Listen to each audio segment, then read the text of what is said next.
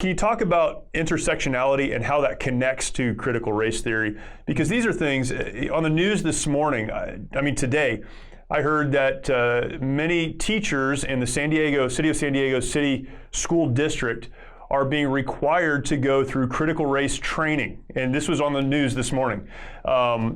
These things are happening around us, and one of the things that they have to do is sign some kind of a document that admits that they have been part of the oppressor class. It's crazy. So what is intersectionality, and how does that connect to this idea of critical race theory? Yeah, the word intersectionality was coined by a Colombian professor at Columbia, Professor Kimberly Crenshaw in 1989. Now, as I said earlier, because everything is about power, then what we need to do is map out where power exists and where it doesn't exist. So if we are going to rebuild, and restructure society, then we need to know where the power structures are. So intersectionality, also called anti-essentialism, is basically a framework for conceptualizing or mapping a person, a group of people, or social problem as affected by number of discriminations and disadvantages. So it takes into account people's overlapping identities, loyalties, and allegiances and experiences. And that term experiences is important because every experience is subjective. Right. In order to understand the complexity of prejudices they face.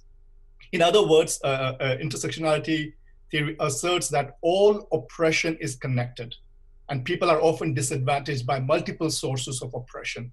It could be their race, the class they belong to, the gender identity they have, sexual orientation they have, religion, or any other identity markers.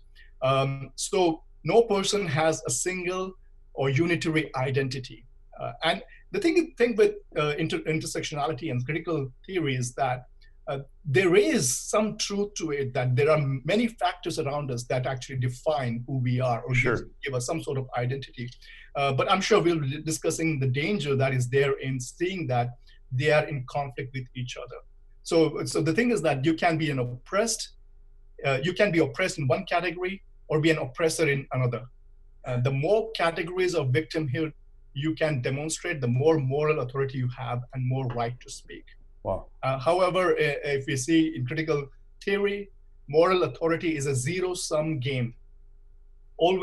It always moves from the oppressor to the oppressed.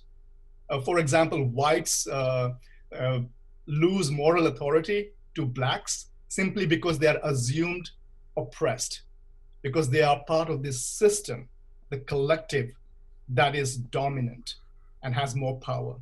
So it's basically a shift of power from one group to the other.